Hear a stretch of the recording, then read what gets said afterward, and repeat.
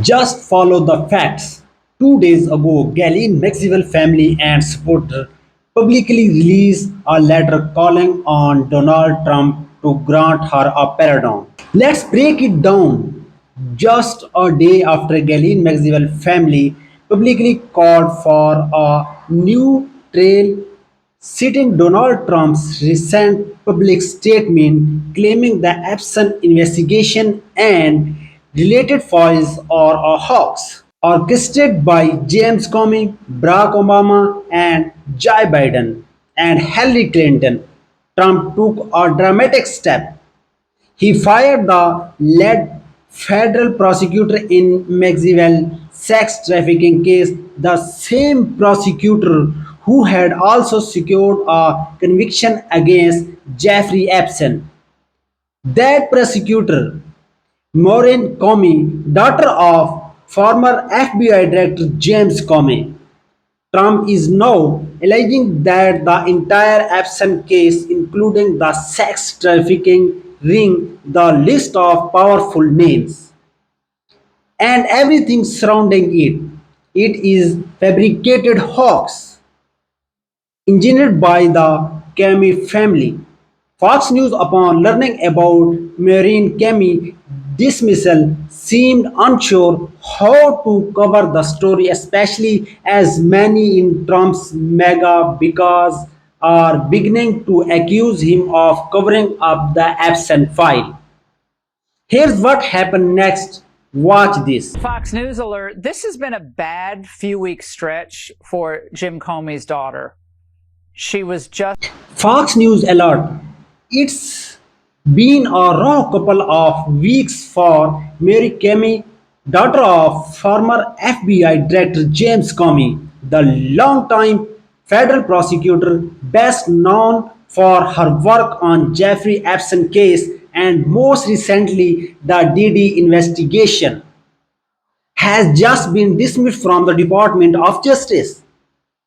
Camus' fire is already setting off waves of speculation online and in the media. Prominent commentators and even this show have been asking questions about the absent file and lack of transparency and whether the public was misled.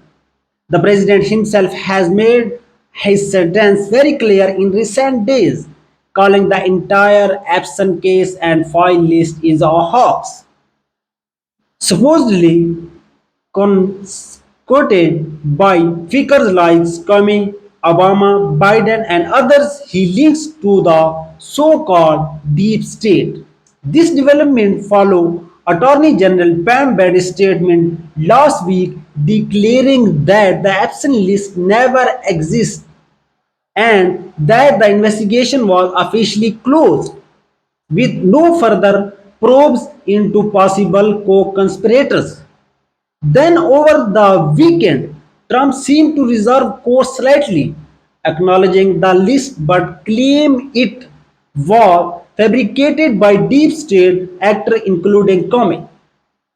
In the wake of all this involving a 2009 mortgage and accusing him of being part of setup. Now, Senator Schiff, who himself is a former federal prosecutor, has responded to the news of Maureen Comey dismissal. Let's take a listen to what he had to say. Tonight, we learned that the DOJ has fired Maureen Comey, who's a well-respected federal prosecutor who also happens to be. Tonight, we have learned that the Department of Justice has officially dismissed Maureen Comey, a seasoned and well-respected federal prosecutor from the Southern District of New York, who notably is also the daughter of former FBI Director James Comey. Comey had served nearly a decade in U.S. Attorney Office, where she led multiple high-profile sex trafficking cases, including the prosecution of Jeffrey Epstein and Ghislaine Maxwell. So what? So what are we to make of this? Frankly, it's troubling news. It's totally troubling news, both for the Trump administration and the American public. if she was fired simply of who her father is, that would be a blatant act of political retaliation and a wrongful termination. If, on the other hand, she was let go because of a rule in prosecuting Epstein and his network, then the public deserve to know why and why now. There's no version of this that looks good or makes sense, and that's exactly the problem. The same people who once pushed conspiracy theories about absent death and elite involvement are now trying to dismiss the entire narrative as fake. Trump, who once hinted at foul play, is now calling the absent scandal is a hoax and even lashing out at his own supporters for believing the theories he once held full. It's causing fractures within Trump base. Distrust is growing, and Fox News appeared to be scrambling into damage control mode. They even brought on guests to downplay the significance of the absent file, with one saying something along the lines of, I went to a rodeo and people told me they do not care about the absent list. Apparently, mega rodeo attendance are now metric for public statement. Let roll the clip. Bubbling up, Selena. It's going to be a problem.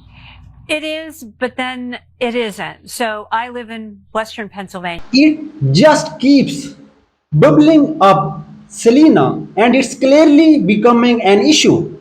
Well, yes or no, I live in Western Pennsylvania, right in heart of Trump country, and I really wanted to get a read on how people out here feel about all this. Is it resonating the same way it seemed to be online? So I went to a rodeo, about as deep into grassroots America as you can get, and talked to several dozen people. Honestly, I could not find a single person who was truly outraged. Sure, people are curious. They had liked to know if there's any substance to the absent list talk, but it's not something that's dominating their concern. It's just not their priority.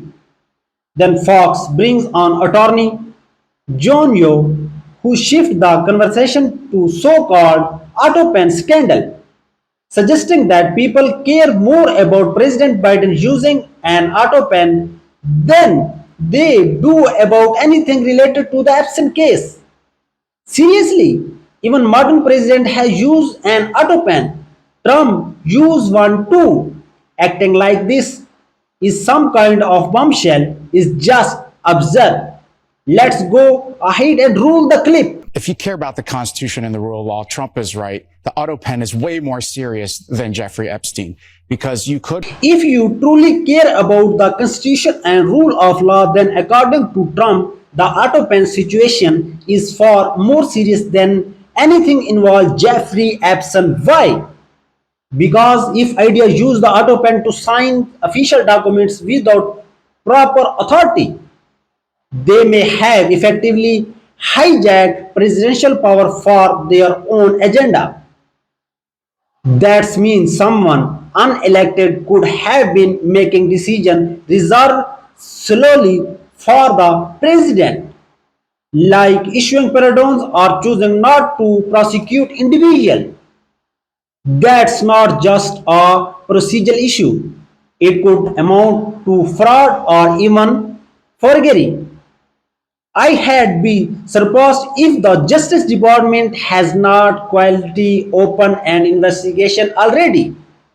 Now, fast forward to yesterday when Donald Trump was asked point blank whether he planned to appoint a special prosecutor to investigate the absent files, or if he truly believes it's all a hoax, should not that too be investigated? His response, He basically bailed. I do not know. I have nothing to do with it, he said before walking away. Watch this clip. President Trump, would you consider appointing a special counsel to investigate the Jeffrey Epstein investigation? I have nothing to do with it. Reporters President Trump, would you consider appointing a special counsel to investigate the Jeffrey Epstein case? Trump, I have nothing to do with it. Let's take a step back. It's important to remember that during his first presidential campaign, Donald Trump frequently brought up Epstein. He used the case as political ammunition, suggesting Bill Clinton had ties to Epstein, implying he may have visited the island, and warning the damaging revelation about the Clintons were coming. Trump leaned heavily on the Epstein narrative to go after his political opponents. But what often gets overlooked is that Trump himself had well documented close relationship with Epstein. Let's roll the clip. Bill Clinton. Nice guy. Got a lot of problems coming up, in my opinion, with the famous island with Jeffrey Epstein. Bill Clinton, nice guy, but I think he's got some serious trouble. Some serious trouble. He related to that infamous island connected to Jeffrey Epstein. You raised the question of Jeffrey Epstein in your remarks about in the Q&A. Well, I think he's got a problem. I mean, what do you think the problem will be? I don't. You brought up Jeffrey Epstein during the question and answer, and I think it's clear he's got a serious problem. I do not know all the details, but that island was cesspool. No doubt about it. Just ask Prince Andrew.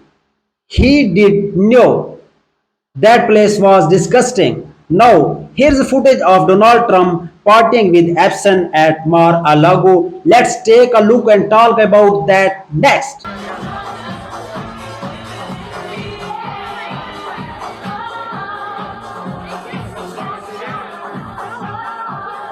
That video of Donald Trump partying with Jeffrey Epstein is no longer just one of event correct. Mar-a-Lago, as I have previously reported, was utilized as one of the places where Epstein would seek out underage girls for sex trafficking. Ben, you must be careful about what you say. Oh, Nen. That is in fact cannot be disputed. Virginia Joy, a girl under the legal age, was 17-year-old and homeless. She landed a position as a quite tall girl at the spa in Mar-a-Lago. Here's come Ghislaine Maxwell, who lived just down the block from Epstein. They entered the spa. Virginia is recruited by Ghislaine Maxwell. Hi, I have a friend who is quite affluent. I see that you work as tall girl at Mar-a-Lago. Would you like to meet my friend? Jeffrey Epstein. She brings Jufra to Epstein, who then being to sex traffic her. It was MMO. Epstein would seek out underage girls in extreme poverty, introduce them to his lifestyle, and then engage in sex trafficking them. That was the case. That was the case, and thus, just so you can listen for yourself, here is Virginia Frey discussing what happened at Mar-a-Lago. Let's give it a go. Virginia Roberts was working in the spa at Donald Trump's Mar-a-Lago club in Palm Beach when British socialite Ghislaine Maxwell. Virginia Roberts was working in spa at Donald Trump's Mar-a-Lago club in Palm Beach when she was approached by British socialite Ghislaine Maxwell, who then introduced her to billionaire Jeffrey Epstein. From that point, the grooming began immediately. Virginia described being taught everything from how to stay quiet and submissive to how to please Epstein. Much of this so-called training came directly from Ghislaine. It was shocking, she said, not just because of what was happening, but because it was a woman guiding her throughout. Maxwell did not just allow the abuse, she orchestrated it. Meanwhile, Epson was consistently giving instruction. Do this, do not do that, slower, and so on. Virginia has told this story many times, and here one of those moments. Let's play the clip. I was recruited at a very young age from Mar-a-Lago and entrapped in a world that I did. I was recruited at very young age from Mar-a-Lago and pulled into the world I did not understand. I have been fighting against that world ever since, and I would not stop. I refuse to be silenced until the people responsible are brought to justice.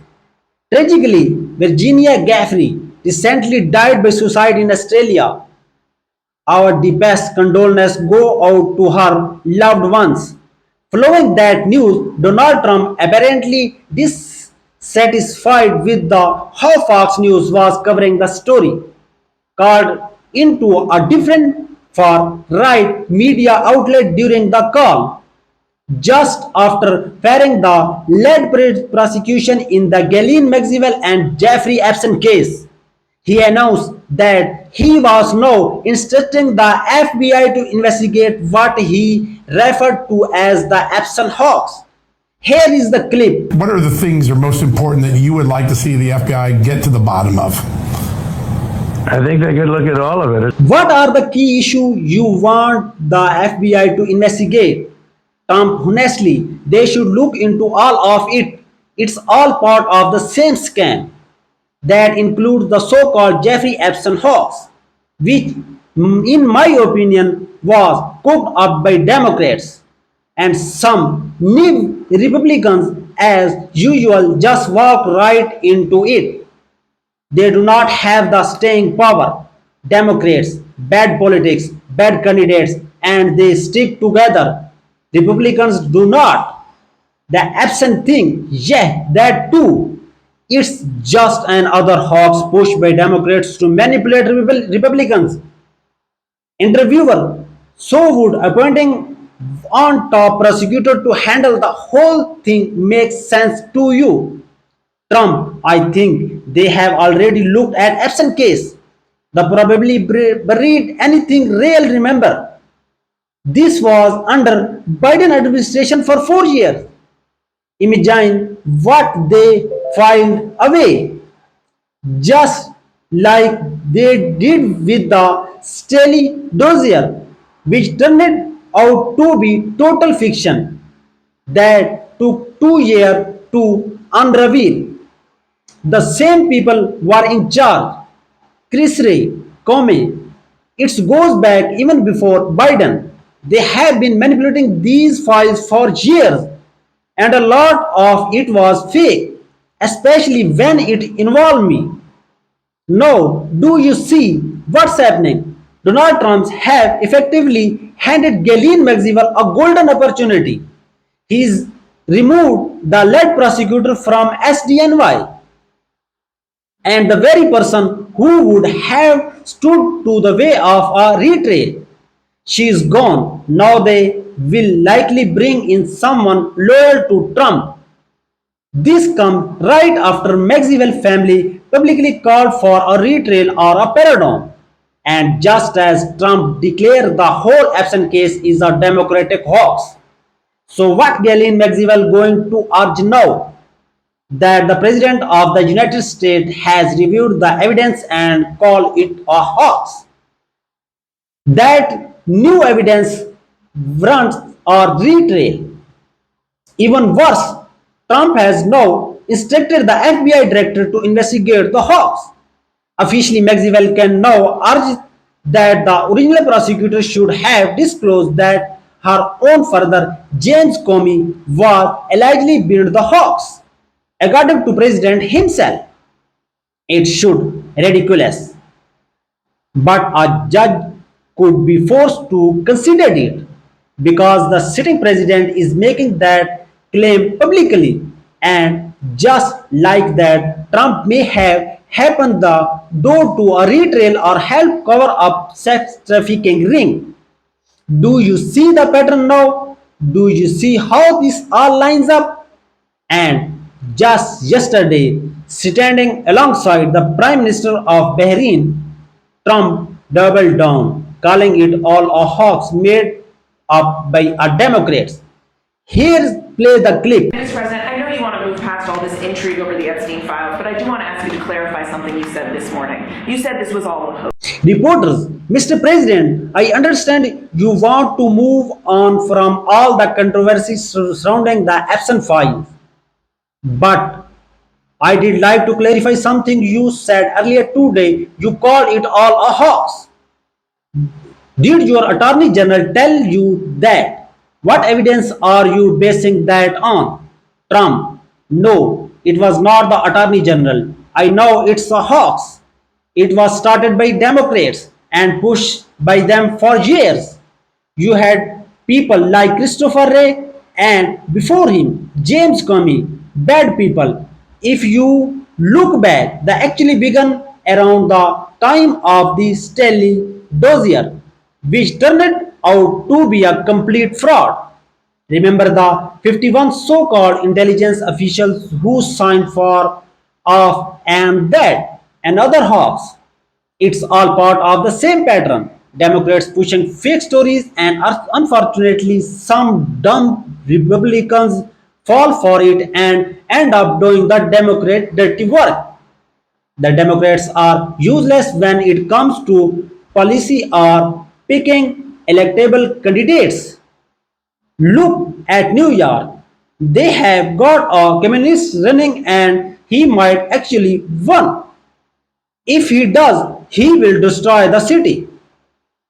Narrators, and then Trump takes it a step further. He says that if you support him but you are not calling the Epstein case hoax, you are effectively disowned. Yes, he literally used the word disowned. Let's go to the clip. In your truth social this morning, you mentioned past supporters when you were talking about the Epstein issue. Does that mean that you're... Reporters, during your session this morning, you mentioned some of your past supporters in relation to the Epstein situation. Are you saying you are disowning any supporter who no longer backed your sentence? Trump, I have lost faith in some people, yeah, because they got fooled by Democrats. They fell for the lies. The Democrats are useless. They have done terrible job and nearly destroyed this country. Narrator, no, I want to bring up two more points.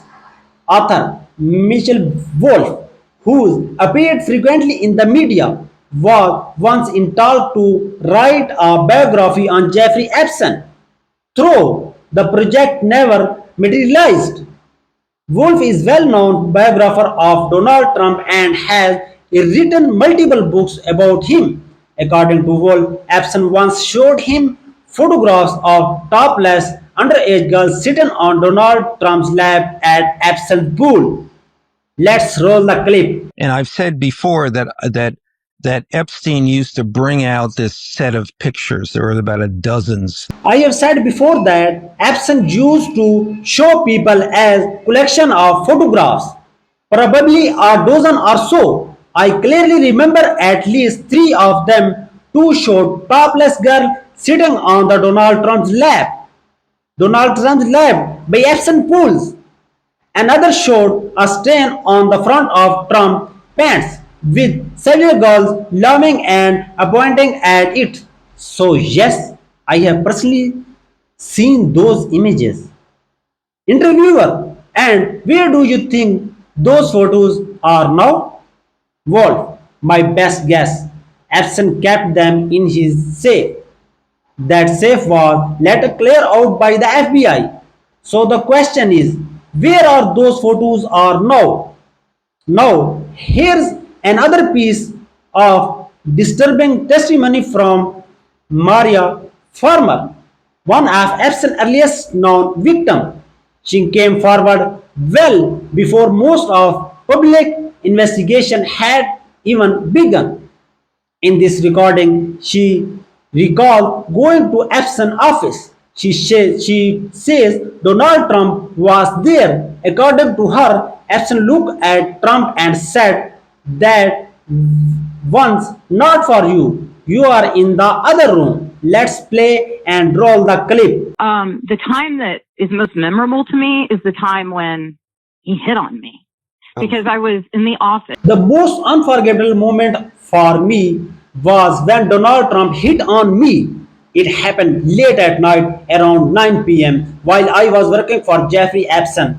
I had just started working for him and office was completely empty. I remember it so clearly because I told the New York Times about it.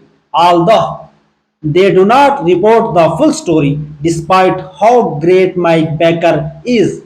The truth was watered down. So here's what actually happened. I was in Epstein's office wearing running clothes. I did not have money for transportation, so I had jogged there. I was exhausted, sitting there with my legs showing. Again, I was running gear. Suddenly, a man walked in. At that time, I honestly thought he was a game show host. I even described him that way to the FBI when I later reported it.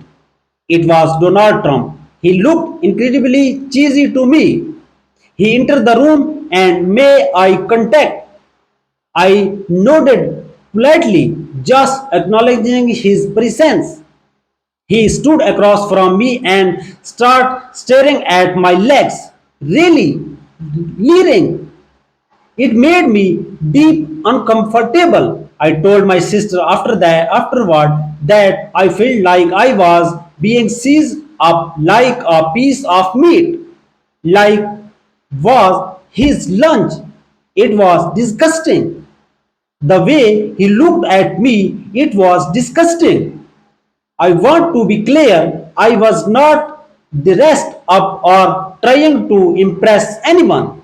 I had just come from a run. I was not some glamorous model or anything like that. I was just a regular person. These men were simply predators. That's all it was. So I am sitting there, still catching my breath, and Trump walks in. From the way he was looking at me, it was like he assumed I was there for him. Then Epson walks into the room and quickly says to him, smirking, no, no, no, no, she's not here for you. He leaned in, whispered something, and then told Trump, go in there. And Trump at 9 p.m. walked into another room. Epson had clearly arranged someone else to be waiting for him there. I mean, what kind of situation is that? What kind of situation is that? And that was just of their circle. Ivana Trump, Donald Trump's ex-wife, was close with Ghislaine Maxwell. They were more than acquaintances. Ivana seems like one of Ghislaine Maxwell's only real friend. Back then, Ivana was all over QVC selling jewelry and Donald was constantly seen with Epson while Ivana was often with Ghislaine. I remembered Ghislaine Maxwell would say things like, we are going to go get Aviana, or Aviana is coming with us. We had ride in the car together. No one of these rides I distinctly recall Ghislaine suddenly saying, I have to get out right now, and then walking over a child in a uniform and get her number. Everyone around them knew exactly what was going on. No one was confused. No one was innocent. I rode with Ghislaine often and eyes. This was not one time. She did not bring the girls directly into the car, but she regularly collected their contact information. It was all part of their system. She used to drive by schools, literally circling around as kids were coming out for the day. I remembering sitting in the car during one of those drivers completely unsettled by what was happening. It felt so off, so wrong. And where was Ivana Trump during all of this? She was right there, part of it. I will never forget. One particular moment, I was clearly uncomfortably, really shaken by what I had just witnessed. Ghislaine must have noticed because she tried to smooth things over. She handed me on one of those cheap bracelets Aviana was selling on QVC and said, Aviana wants you to have this. It was supposed to make me feel included or special or something. I threw it in the trash. Now, fast forward today. Dan Goldman, a former top federal prosecutor out of New York who has handled cases just like this, spoke before Congress. Here's what he had to say. Let's play the clip. What's going on with the Epstein files? Donald Trump promised to release them. Pam Bondi said... What happened to the Epstein file? Donald Trump once promised to release them. Pam Bondi claimed she had them on her desk and was committed to transparency. Kash Patel spent years demanding the FBI make them public. Many Republican lawmakers were loudly calling for their release. But now, after months of so-called review, Bondi and Patel says there's nothing to see here. No names, no accomplices, no conspirators worth sharing. And just yesterday, Republicans in Congress voted against releasing the files altogether. So what changed? So what changed? Well, we know Donald Trump had relationship with Jeffrey Epstein. He flew on Epstein's plane, attended parties with him, and publicly praised him. Now, multiple sources claims Trump's name appear in the Epstein's documents. Some journalists say there are even videos of him with the topless woman. Elon Musk has said that Trump is actively blocking the release because he is implicated. Pam Bondi insists there's nothing of interest in the file, but even Trump himself has admitted that the vile evidence exists. He claims it's not credible. This morning at 9:43 a.m., Trump posted on Truth Social in a way that amounts to an admission. He is in fact mentioned in the Epstein file. The American public deserve transparency.